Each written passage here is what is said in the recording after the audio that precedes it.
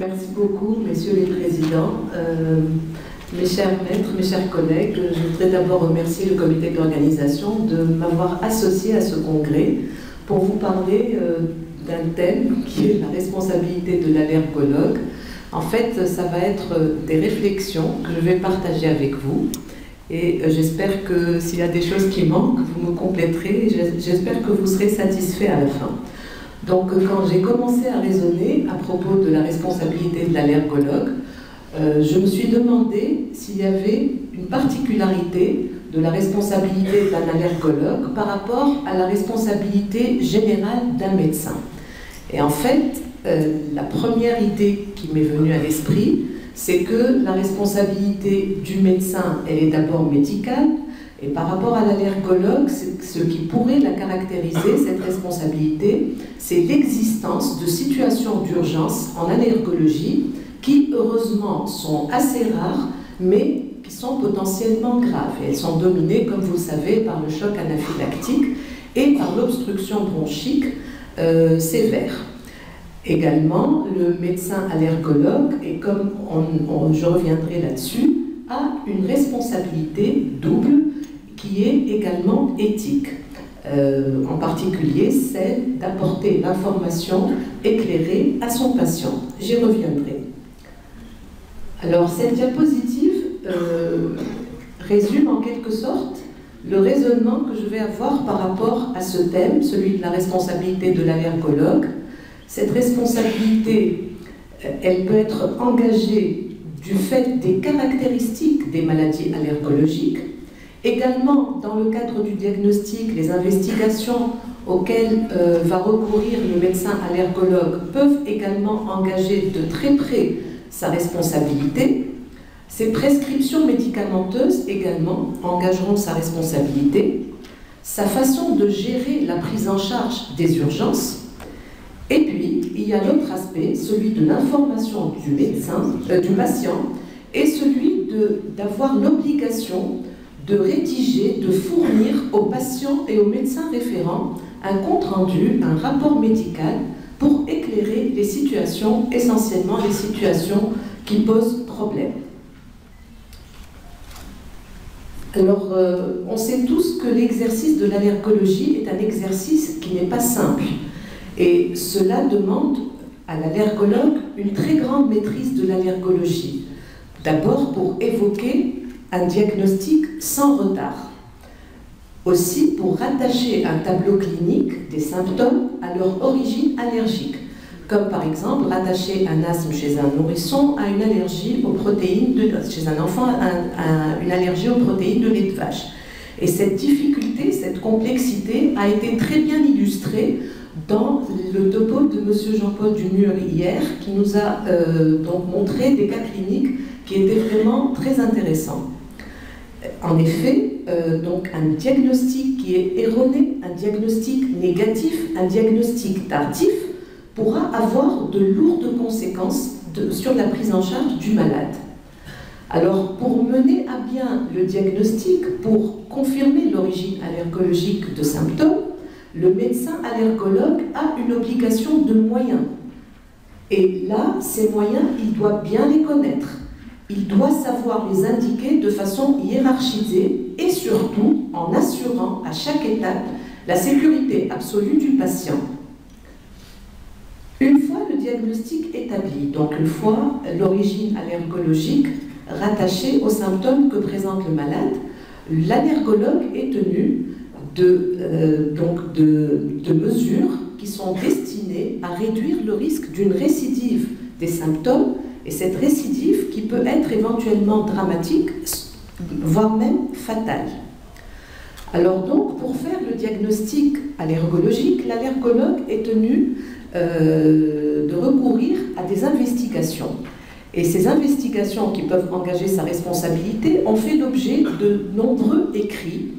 Parmi ces écrits, un article intéressant, ce sont des recommandations de l'Organisation mondiale d'allergologie, paru en 2016, sur les risques et donc la sécurité des procédures diagnostiques et thérapeutiques en allergologie. C'est un article intéressant qui pourrait constituer une bonne référence pour chaque allergologue, bien sûr, en plus de nombreux autres papiers. Alors donc, l'allergologue aura recours à beaucoup d'actes diagnostiques, des tests cutanés, des examens sanguins. On sait que les examens sanguins, la recherche d'IgE, le dosage des recombinants ne pose pas de problème, c'est un simple prélèvement. Mais là où la responsabilité directe de l'allergologue peut être engagée, c'est les actes diagnostiques tels que les tests cutanés, avec toutes leurs variétés, et les tests de provocation orale utilisés dans le cadre de l'exploration de l'allergie alimentaire, mais également l'allergie médicamenteuse.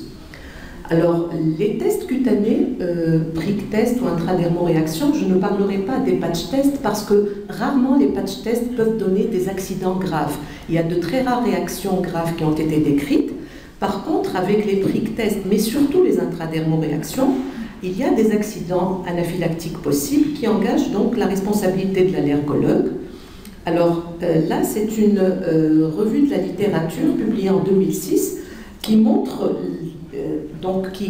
qui récapitule plusieurs articles publiés sur des cas d'anaphylaxie et d'accidents sévères survenus avec des prick tests ou avec des intradermoréactions. En fait, heureusement, pour les prick tests avec des aéroallergènes, les accidents graves sont très rares. Avec les prick tests avec les aliments natifs, la possibilité d'accident anaphylactique est plus importante. Et il y a eu un cas de décès décrit dans la littérature chez un patient qui a été testé avec 90 allergènes, donc natifs. Et là, donc, on voit que c'est quand même possible d'avoir des accidents assez importants. Alors, donc, l'allergologue doit bien connaître les facteurs de risque des réactions systémiques, les facteurs de risque des réactions anaphylactiques liées aux tests cutanés. Par exemple, le risque est plus important chez les très jeunes enfants âgés de moins de 6 mois, lorsqu'il y a des antécédents de réactions systémiques ou anaphylactiques dans le cadre de l'exploration d'une allergie alimentaire, c'est-à-dire par la prise des aliments suspectés. Les tests aux extraits alimentaires natifs, comme je viens de le dire, surtout lorsqu'on multiplie les allergènes testés, peuvent constituer donc une source d'accidents anaphylactiques. Il y a un risque élevé de réaction systémique au prick test au latex chez les malades qui ont un spina bifida. Dans l'asthme contrôlé, chez la femme enceinte, il faut toujours préférer des tests sanguins si on est obligé de diagnostiquer, d'arriver au diagnostic allergologique. Sinon, il faut attendre, si on a la possibilité, la fin de la grossesse pour explorer ces femmes. Et puis, bien sûr, les intradermoréactions exposent plus à des réactions anaphylactiques et systémiques que les prick tests. Alors donc, il y a des recommandations pour essayer de minimiser le risque de réaction systémique ou anaphylactique liée aux tests cutanés. C'est d'utiliser, quand les extraits sont disponibles, des extraits standardisés, éviter au maximum de faire des tests cutanés chez des personnes qui sont sous bêta-bloquants, minimiser le nombre d'allergènes à tester, éviter les IDR, donc comme premier choix. Pour le prick test, c'est le médecin qui doit le faire ou bien un personnel qualifié entraîné sous supervision du médecin. Il faut avoir toujours un équipement pour le traitement d'une anaphylaxie et j'insiste là sur la nécessité dans les cabinets privés d'avoir les outils nécessaires pour réanimer un malade et pour le traiter de façon urgente face à une réaction anaphylactique. Et puis, chez les personnes à risque, par exemple, considérer la possibilité de diluer les extraits allergéniques pour les aliments frais. Par exemple, avant le prick test, on peut appliquer l'aliment sur la peau et attendre quelques minutes. Également, l'asthme ou les antécédents d'anaphylaxie, lorsqu'on a des tests positifs, imposent de garder le malade sous surveillance au moins 20 minutes après la fin du test. Alors, comme autre acte diagnostique qui pourrait engager également la responsabilité de l'allergologue, et vous voyez que le topo n'est pas du tout un topo de médecine légale, c'est par exemple les tests cutanés au venin d'hyménoptère pour diagnostiquer une allergie au venin d'hyménoptère. Donc le plus souvent on a recours aux intradermoréactions. C'est des tests qui sont longs à pratiquer, ça peut durer 1 heure à 1h30. Ils ne sont pas dénués de risque de réaction systémique. On peut avoir des réactions systémiques dans 1 à 2% des cas, selon donc une série de Muller qui a porté sur 3226 sujets testés au venin d'hyménoptère. Il y a eu 45 réactions systémiques, 8 réactions graves, mais heureusement aucun décès. Et puis, donc il est préférable, pour éviter tout risque d'accident grave, que ces tests soient pratiqués par un opérateur entraîné, avec toujours la disponibilité d'équipements pour le traitement d'une anaphylaxie. Il faut garder le malade en surveillance au moins 20 minutes après la fin du test. Et puis, il faut une attention particulière chez les malades qui sont sous bêta-bloquants, inhibiteurs de l'enzyme de conversion, sartan, et surtout chez les malades qui ont une possible mastocytose. Alors, dans le cadre de l'exploration de l'allergie médicamenteuse, on a recours, comme vous le savez, par rapport aux tests cutanés, aux prick tests, mais surtout aux intradermo-réactions aux médicaments. Alors, à part le document que je vous ai montré tout à l'heure de la World Allergy Organization, il y a beaucoup de guidelines qui sont publiés sur la façon de faire, sur le diagnostic et la prise en charge des allergies médicamenteuses chez l'adulte, chez les enfants, parmi eux cet article par exemple. Et puis, vous savez que quand on est face à une suspicion d'allergie médicamenteuse, on hésite toujours entre la simple éviction du médicament et la démonstration de la relation de causalité. Donc là, la balance penche plus vers la démonstration pour ne pas prescrire ou pour ne pas favoriser les évictions abusive, par exemple, dire à quelqu'un de ne pas prendre des antibiotiques de type bêta-lactamine toute la vie. Et donc, il est préférable de pencher toujours vers la démonstration en ayant recours aux tests cutanés, aux tests biologiques et même aux tests de provocation. Bien sûr, il faut respecter les contre-indications absolues. Et puis, l'éviction simple, c'est en cas de contre-indication absolue ou bien en attente d'une consultation spécialisée.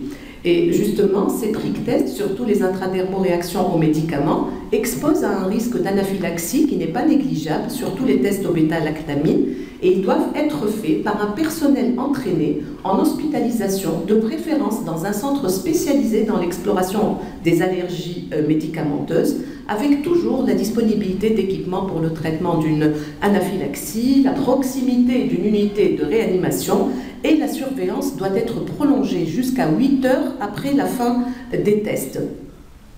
Alors, lorsqu'on est dans une situation où on a une indication d'une épreuve de réintroduction orale d'un médicament, ça doit se faire en milieu hospitalier, dans des conditions optimales de sécurité, avec toutes les précautions habituelles, à distance de l'épisode d'allergie, avec un consentement éclairé, et on doit toujours respecter les contre-indications absolues, qui sont les réactions graves, type syndrome de Lyell ou Stevens-Johnson, DRESS, vascularite, les atteintes d'organes. Ne pas faire ce genre de test d'épreuve de réintroduction chez une femme enceinte, chez des malades qui sont sous bêta-bloquants ou qui ont des maladies cardiovasculaires non contrôlées, et chez les patients souffrant d'affections sévères non contrôlées. Alors, dans le cadre de ces tests de provocation et de réintroduction, je viens de parler du test de réintroduction médicamenteuse. Les mêmes précautions sont requises dans les tests de provocation orale alimentaire lorsque on l'utilise dans le cadre de l'exploration de l'allergie alimentaire, et vous savez que c'est le gold standard. Donc ces tests de provocation orale alimentaire exposent à un risque de réaction potentiellement sévère. Il y a eu quelques cas de choc anaphylactique décrits dans la littérature, des réactions systémiques sévères, surtout de type respiratoire. Selon Monneray-Vautrin, sur une population d'adultes et d'enfants qui ont donc eu des tests de provocation orale alimentaire, il y a eu une utilisation de l'adrénaline dans 1% des cas, et puis des corticoïdes et par voie générale et des bêta-2-mimétiques dans 5 à 8% des cas de malades qui ont eu ce test de provocation orale alimentaire. Les manifestations sévères sont possibles avec tous les aliments. Il n'y a pas d'aliments qui donneraient plus de réactions sévères que d'autres, et il n'y a pas de facteur prédictif de la survenue, ni de la nature, ni de la gravité des manifestations. Donc, on doit s'attendre toujours à une réaction éventuellement sévère. Donc, pour mener à bien ces tests de provocation orale alimentaire, l'allergologue doit respecter les contre-indications, respecter les conditions de réalisation qui, selon l'Académie européenne d'allergie et d'immunologie clinique, doivent être faits dans une structure hospitalière, en hospitalisation 2 jours au moins, avec donc un personnel qui est apte à la prise en charge des réactions allergiques graves, qui est proche d'une unité de soins intensifs, avec un personnel médical et paramédical spécialisé et habitué à faire ce genre de tests de provocation. Il faut avoir bien sûr tous les moyens de sécurité, avec les moyens de surveillance, les chariots d'urgence, et le délai de surveillance doit être au moins de 4 heures après la fin du test de provocation orale. Alors, une fois le diagnostic fait, l'allergologue va être amené à faire des prescriptions médicamenteuses. Alors, qui vont certainement engager quelque part sa responsabilité. Alors, tout allergologue doit d'abord pouvoir faire face à un accident aigu par des moyens thérapeutiques adéquats. Et là, je réinsiste sur la nécessité d'avoir tout le nécessaire pour sauver un malade, pour réanimer un malade devant un accident qui peut arriver, par exemple, lors de la pratique des tests cutanés. Il n'y a pas que les accidents anaphylactiques, on peut avoir un choc vagal ou un malaise vagal, donc toutes sortes de réactions sont possibles.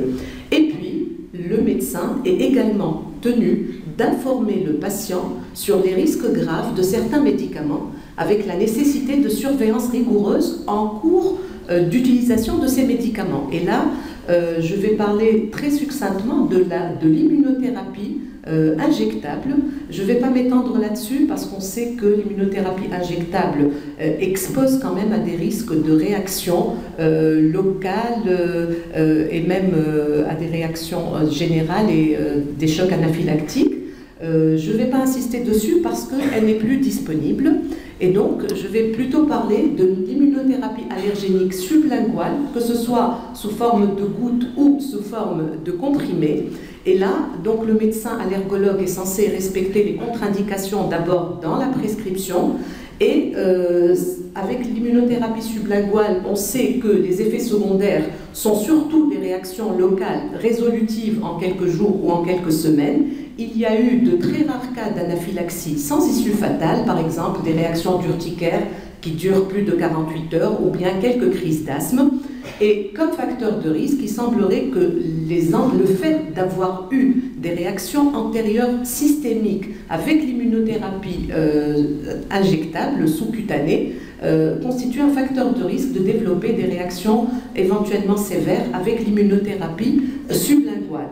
Et là, par exemple, parmi les recommandations, c'est que la première prise d'un comprimé oralaire soit effectuée sous surveillance médicale dans le cabinet du médecin pendant au moins 30 minutes. Également, le médecin allergologue est censé fournir quelques prescriptions particulières, celles de la trousse d'urgence et des seringues d'adrénaline aux malades qui sont exposés à avoir des réactions sévères type choc anaphylactique. Et cette prescription, vous êtes certainement d'accord avec moi qu'elle engage quelque part la responsabilité de l'allergologue parce que ce n'est pas une prescription banale. Également, dans le cadre des actes thérapeutiques, le médecin allergologue peut être amené à faire une induction de tolérance aux aliments ou bien une induction de tolérance aux médicaments, c'est-à-dire l'accoutumance médicamenteuse. Et tout à l'heure, Dr Boussoffa a parlé de l'induction de tolérance aux aliments qui est justifiée par le fait que donc l'allergie à certains médicaments peut ne pas guérir jusqu'à un âge assez avancé de 4 à 5 ans. Et là, l'intérêt d'induire une tolérance aux aliments en l'absence de guérison naturelle. Et là, je vous rapporte un schéma que j'ai emprunté donc à un auteur qui est très habitué à la pratique donc allergologique et qui montre que c'est très compliqué de faire donc une réintroduction alimentaire et qu'il y a différentes étapes dont certaines doivent se passer à l'hôpital et dont d'autres peuvent être conduites à domicile et que c'est quelque chose qui nécessite une certaine expérience et un personnel et des médecins qui sont habitués à ce genre de pratique. Pour ce qui est de l'induction de tolérance médicamenteuse, vous savez que la cible, c'est l'ensemble des patients qui ont une hypersensibilité aux médicaments, qu'elle soit d'origine allergique ou non allergique, et que la réaction soit immédiate ou retardée, et que généralement on a recours à l'induction de tolérance aux médicaments lorsque le malade a un besoin inévitable de prendre ou de reprendre le médicament qui a occasionné l'hypersensibilité. Et là, je pense que ce sont les mêmes précautions que pour l'induction de tolérance alimentaire qui doivent être respectées.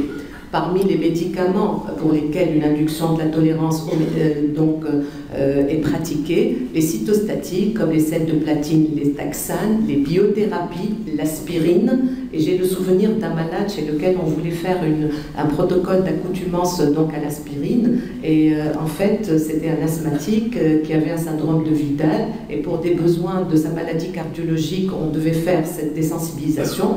On l'a conduite en réanimation. Et au bout de quelques prises, il a fait une crise d'asthme sévère. Et donc, on s'est arrêté là. Et donc on n'a plus remis l'aspirine. Les antituberculeux, on a beaucoup d'expérience à l'Ariana des sensibilisations aux antituberculeux et bien sûr certains antibiotiques. Alors l'allergologue, au terme de toute cette prise en charge, donc de l'exploration, de l'interrogatoire, des explorations qu'il va faire, doit prendre une décision et doit fournir un rapport médical. Et alors ces rapports sont surtout fournis dans le cadre des allergies aux anesthésiques, dans le cadre des réactions aux produits de contraste iodé et dans le cadre de l'allergie aux antibiotiques. Alors ce rapport, évidemment, comme vous le pensez bien, mais engage de façon très forte la responsabilité de l'allergologue parce qu'il va le fournir à son malade qui va le transmettre au médecin référent. Et ce rapport écrit doit être détaillé. Il doit comprendre la nature de la réaction, allergique ou non allergique, le nom du médicament et la description de la réaction, les investigations qui ont été utilisées pour confirmer la nature allergique ou exclure le diagnostic, les médicaments ou les classes médicamenteuses à éviter dans l'avenir et les alternatives thérapeutiques pouvant être utilisées si le diagnostic d'allergie médicamenteuse est retenu.